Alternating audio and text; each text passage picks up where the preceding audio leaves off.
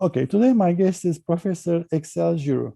I'll keep my introduction short to maximize our time with her. In the next 30 minutes or so, we'll talk about Axèle as a person, Professor Giroud as a thought leader and an esteemed scholar, and finally as a mentor to many PhD students and junior faculty. For the sake of time, I'll skip many of her accomplishments and give you a very quick snapshot. Professor Giroud is an editor at Journal of International Business Policy, associate editor of Asian Business and Management, editorial board member at Competitiveness Review, International Business Review, and International Journal of Emerging Markets. She was a co-organizer of the Euro-Asia Management Studies Conference in 2015, and a senior economist at UNCTAD, and she is frequently invited as an expert for seminars organized by the World Bank and the United Nations. She has consulted with large organizations such as the Japanese Bank for International Cooperation, the British Department for International Development, and the ASEAN Secretariat and the United Nations. Thank you, Axèle, for joining us. Thank you for inviting me. First question, what did you want to become when you were a child? I had lots of ambitions, but maybe the earliest job I was thinking about was translator. And there's a reason for that. My parents often invited people from various backgrounds. And I was always intrigued about foreign languages that I didn't know. And I thought it would be so interesting to be able to liaise with these people in their own language. How many languages do you know now? I speak French, English, Spanish, have some basics in German, and that's all, not that many. Perfect. Where did you grow up? I grew up in France. I was born in France in a small town called Toisset, which is lovely. It's on the outskirts of a region called Le Beaujolais, which people tend to know for its wine. It's along the river Saône, not too far off Lyon, which is quite a big city. And how did you choose academia? How did I choose academia? I think academia came to me. I definitely was very academic, quite a high achiever in my studies, and very curious. One thing I always enjoyed was having the opportunity to think deeply about subjects. And so from one thing to another, I ended up doing a PhD, and I got a job in academia. I don't think that was a plan, but it makes sense given the issues I like.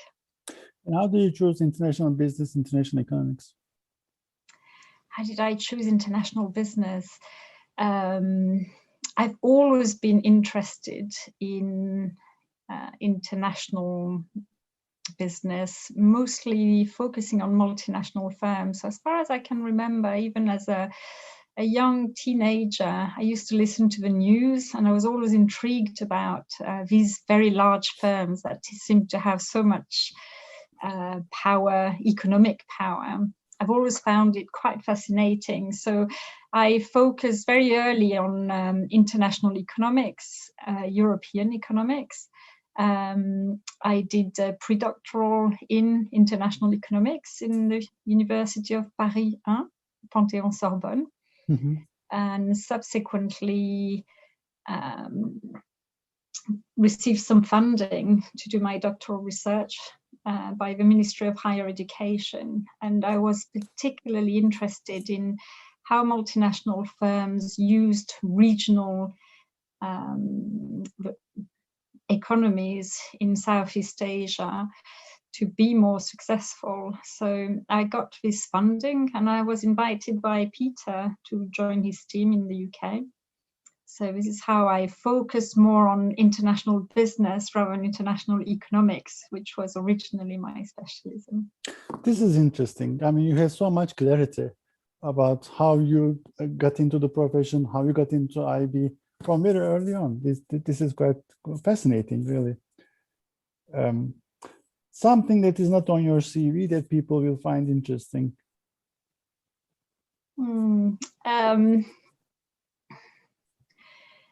if we, something that's not on my CV, you mean from a personal perspective? Yes. Personal hobbies, something that's not on my CV. I'm a keen card player, so I love bridge and I play bridge a lot. My family members often make fun about this, but I do love the strategy of a game. This is a game I've been playing now for a number of years, and I find it endlessly interesting. How did you start playing it? By watching? Is that the method you learned? I joined a club. Oh. And there were some formal courses organized, and I found it extremely useful because bridge is a complex game. So unless you follow some formal training, you will find very difficult to play. I don't play competitively, but I do play very regularly in the club, and I find that it's both a social hobby and also something I am very passionate about. Interesting. If you stop doing what you're doing today, what's the second best alternative career path for you? If I stopped being a professor in international business, what would I do next? I always have lots of different projects going on. So I recently trained as a coach, a professional coach. The impetus for me was really to help my junior colleagues and be more productive in my interaction with them. But I also find it extremely rewarding to support people in the decisions they make. And so if I were to change job, perhaps I would become a professional coach, and I would definitely focus on helping people to be more successful in their career. Perfect. About regrets, have you got any regrets? Do I have any regrets? I don't think I have regrets as such, no.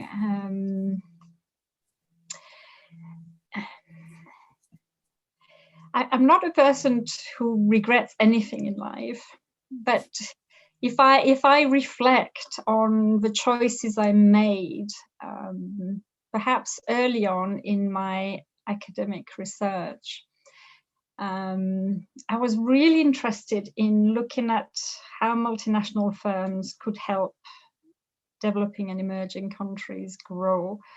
And so my early project was looking at interfirm relationships, and a lot of the focus there was on economic benefits that multinational firms can bring to the host country and the knowledge benefits. And perhaps at that time, I don't think I included sufficient attention on social factors. So is it a regret? Maybe not, but I wish to a degree that I had had a bit more of an open mind already at that time.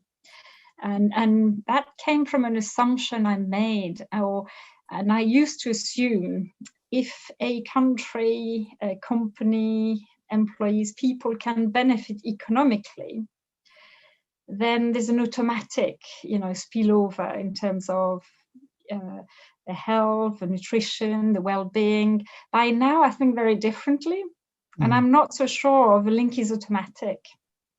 And this is perhaps something I didn't reflect upon early on in my research and my career.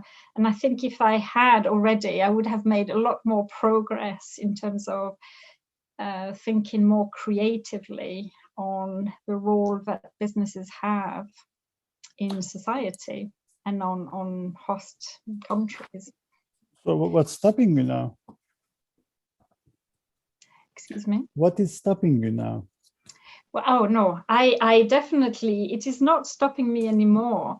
But I have become with time more interested in societal issues. So I did some work recently on impact on gender equality. For example, I'm working on new projects looking at multi-stakeholder perspectives. I still follow the same line of research, but the consideration I have changed. And so I don't think that the economic benefits are sufficient anymore. And I do think that in today's world, and that perhaps is also a reflection of the world we live in nowadays. Can we switch to research and talk about how you explain your research to people who don't read your work regularly, to people in a small village when you're stranded on the road, and how do you explain the importance of your research to them?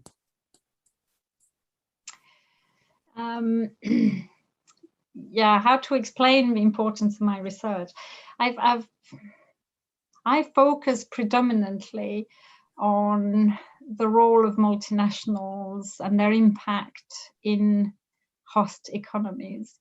And the way I explain it is that larger firms or firms that have activities across countries benefit from superior knowledge, capabilities, technologies, and therefore it is important, I think, to understand how they interact with local business actors and how that can help and support development. I also feel these firms have a greater role to play to a degree. If you have greater capabilities, there is a sense to me that you have a greater role to play in host countries.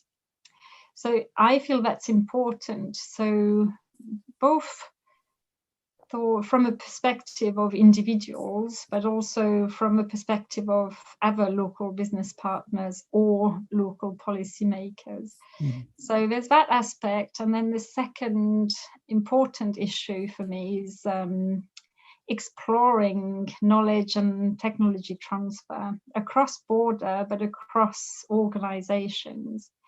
And the process of transferring knowledge and technologies is not easy, it's not automatic. And therefore, understanding how this takes place is really key to support local business actors, but also maybe explain to managers how they can do this more efficiently. So they can learn themselves from business interaction in different countries, with different organizations, but they can also contribute more efficiently. Axèle, about creativity in research, coming up with great ideas, interesting ideas. How does your mind work? How does your mind work when you're thinking in the state of idle curiosity? Where do these papers come from? In the state of idle curiosity, I think to come up with really creative ideas, we all need time and time to reflect. So I read quite widely. I read the news, a variety of sources. I also like reading news from different countries because it gives me an insight into how people think so differently. Whether I read the news in the UK or read the news in France, it always gives me interesting insights and different perspective. So I think we need time. I think we need to consider different perspectives to be more creative. And I feel creativity comes from interaction with a variety of people. And always be open-minded, not just about talking with other academics, but talking with people who may not be aware about international business issues, people who might work on different domains, or simply talking to people. I always find very interesting to hear say business people who are not academics, hear their views about certain concepts. So I think variety is important. I think listening, truly listening to what people think and feel and try to understand their viewpoints, I find that challenging. So I will give you an example. a very recent example, of course, and that is Brexit, and how we might decide as a country to leave the European Union. And I found it insightful, even if difficult, to hear different viewpoints compared to the one I have. Nonetheless, I just feel it's essential. It's essential never to take anything for granted. It's essential to hear how people think, why they think in certain ways. And it also means we constantly have to reevaluate the assumptions we make. Perfect. I want to ask you about something related to this, omitted variables in IB research or understudied areas in IB research. Can you name a couple? Yes, there's many understudied areas in IB research, or maybe this is where research will go in the future. So what is under research? Certainly, we're only starting to scratch the surface of how international business can contribute to the current debates on sustainable development goals. Now, I like these goals. Of course, I was part of the United Nations when they were devised, and I found it fascinating how these resulted from really large-scale multi-stakeholder consultation. I feel they're important for IB scholars because it also directs our research maybe away from traditional themes and theories which we have been studying for some time. So within these goals, there's many aspects which I personally feel are still understudied, but ought to be studied much more. Issues of inequality, we've always mentioned it, but in the IB field, we felt perhaps this wasn't as relevant to us as a community. And yet, if you really look at activities of multinational firms, how they might contribute or not to inequalities within and across countries is really key. And so I feel there's so much more that we need to explore here. There's also the issue of multi-stakeholder partnerships. I've always been very interested in organizational boundaries. So a lot of our research looks at cross-country consideration or cross-organizations. There's still not enough, I feel, attention paid to multi-stakeholders and how they interact and why they would be important to enhance the way business is conducted across borders. So I think that is still understudied. People are paying attention to it, but still not enough. What else I feel we have omitted to a degree, for a number of reasons, to pay enough attention to flexibility. So how organizations can be much more flexible to respond to shocks, such as the one we're experiencing at the moment. So how they respond to risk and their ability to respond to risk. So I think flexibility probably will also increasingly be important in IB research and how firms can react to risks and turbulence. About the evolution in the field, from where we were, where we're going, what can you say about where we're headed to? And I want to connect it to a potential PhD student question. What is overly studied? Something that they shouldn't study for a dissertation? Although, yes, you should pursue your passion and all that thing is like a constant now. But what is overly studied and the progression in the field? Yes, you mentioned, okay, people should definitely study something they're interested in. But people should probably also continue existing line of research. So, I mean, there were two questions in your question. So how has IB evolved and what people could be focusing on? IB's evolved, I think, over time, focusing on either within the multinationals and factors explaining. There's been a lot of focus on global strategies, global structure, and then over time we've seen a bit more evolution towards different mode of cross-border operations, towards value chain considerations. So there has been a change over time that we can see. Where should people focus their attention more on? I would say there's a lot of interesting avenues for research, and that will depend on one's research path. I would actually say we need to pay much more attention to how business impacts upon society. So this interaction between external factors and internal factors. And the second issue I feel is really key is, it's maybe not a domain, but it's something that junior researchers should reflect upon. What is the relevance of their research? The relevance of their research and for whom?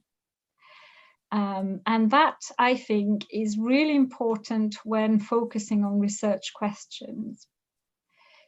So rather than starting from existing research gap,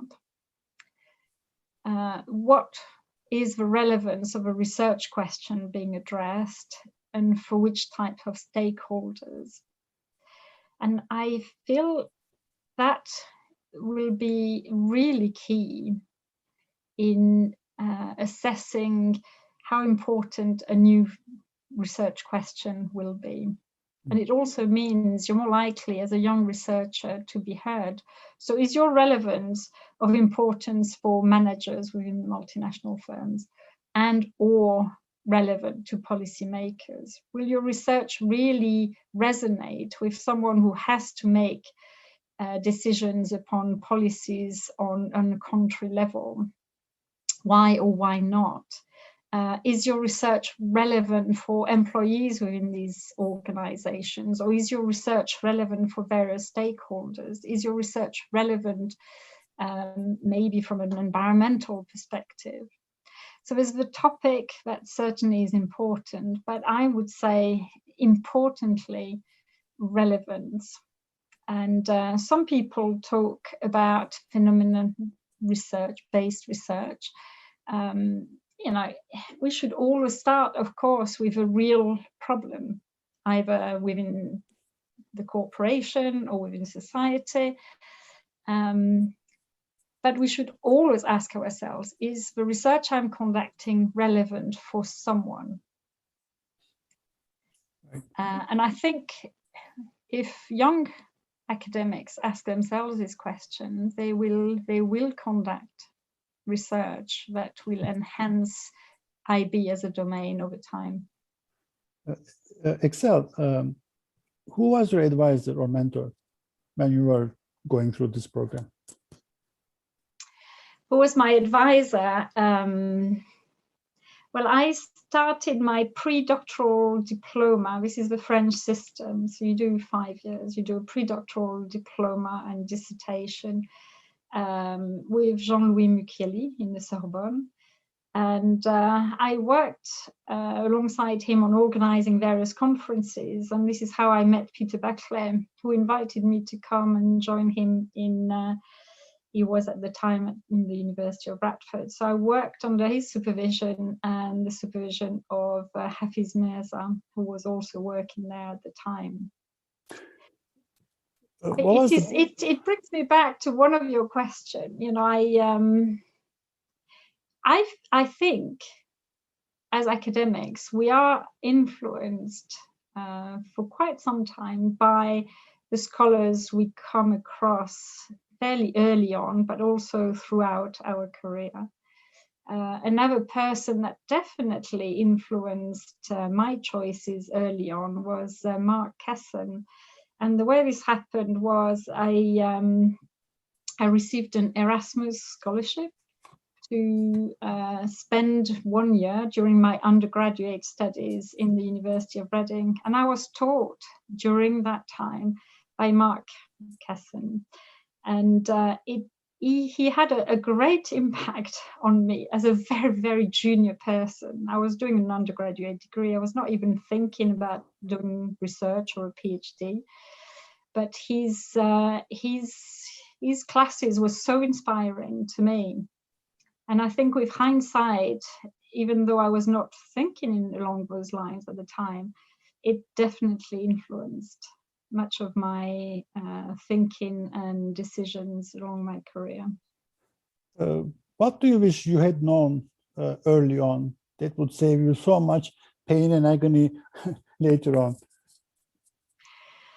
What do I wish I had known? There's more than one path to academic success. And so I think as a junior researcher, I probably envied people who seemed to publish such an influential paper or book very early in their career. What I didn't quite realize is that the majority of academics may be successful over a period of time. And so success doesn't come, at least not to everyone, straight away. Success comes over time through persistence. And I think through a degree of dedication to a particular research domain. So all of my research somehow is always aimed at explaining one thing, which is the impact of multinational in host countries. And of course, that led me to exploring internal structure within the multinational firm, headquarters, subsidiary relationship, inter-organizational knowledge exchange. But it was a process of slowly building a particular research theme, and that happened over time. And I had, I think very early on, this is something I understand now as a more experienced academic, but early on I mixed up what it meant to be successful within academia. And I thought perhaps it was this really highly cited paper. Yes, it can be, but there are other ways. So I think it would have been a useful advice to receive very early. Well, giving advice to junior faculty and young scholars, especially about academic envy. What is, in your opinion, a common mistake that young scholars make and they shouldn't? What not to do? What not to do? The biggest mistake, yeah. What is the mistake that young scholars do? I can see more recently doctoral students and the way they think seems to have changed over time.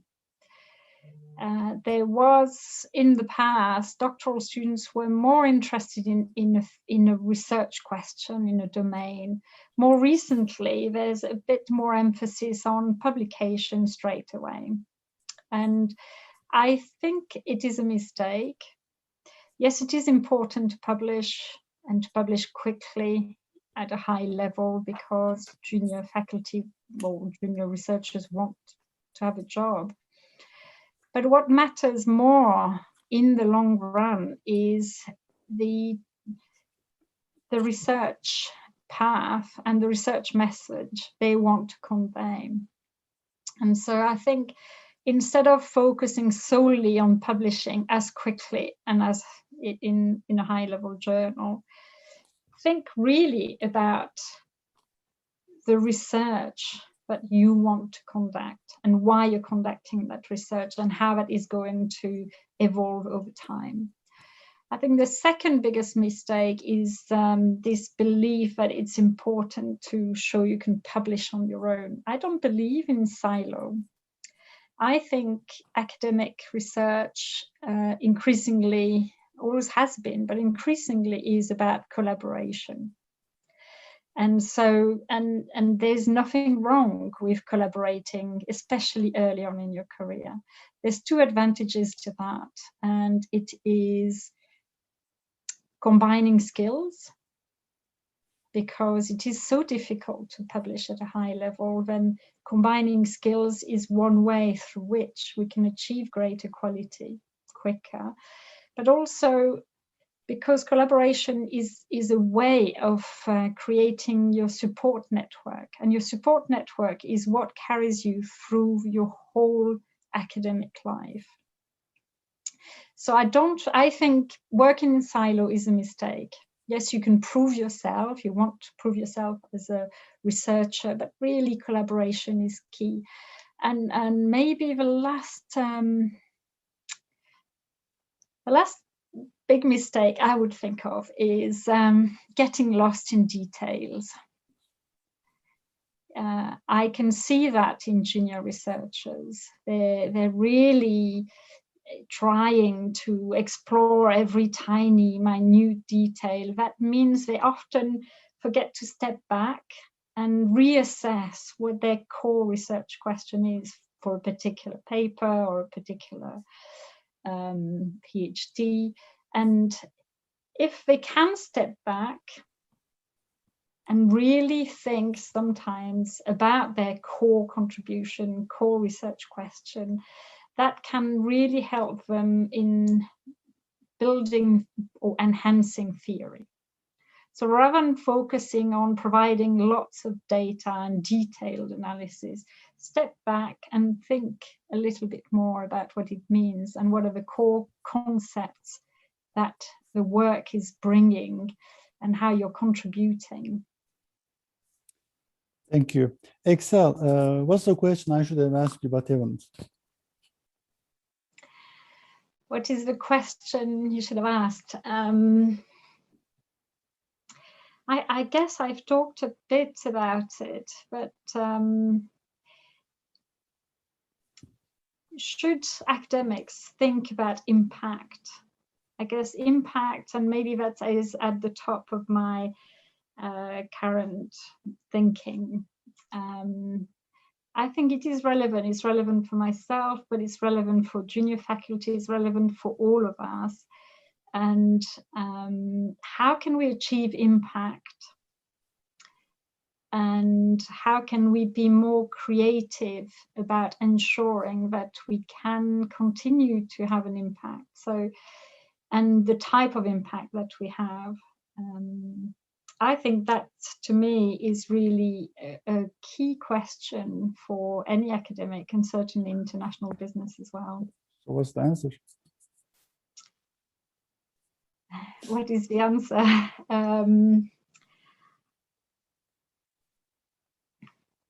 Don't mix impact, I think, with simply looking at citation. Impact comes in various ways, and I believe especially for junior faculty, now that there's more emphasis on a variety of ways to communicate our research, it means that academics need to think not just about citation, because it's mostly by other academics, but also about impact on policymakers. I'm very fortunate to be on the editorial board along Sariana, London, for the Journal of International Business Policy, and with Arivan Ashe. I think it's important to think about policy impact and also impact on society. So for younger or junior researchers, there are different means to disseminate findings. And I'm thinking about their ability to engage with social media and new means of communication. And I feel that it creates additional pressure, probably, but it also opens up huge new avenues for academic to engage much more positively with a wider audience. And I would encourage people to think about how they can therefore widen their impact where relevant, of course, and also reflect on how they can communicate their research, maybe in simpler terms, so that it is more accessible to a wider audience. Axèle, thank you so much for this great interview. I learned a lot. I'm sure the audience will agree with me. Thanks. Thank you so much. Bye now.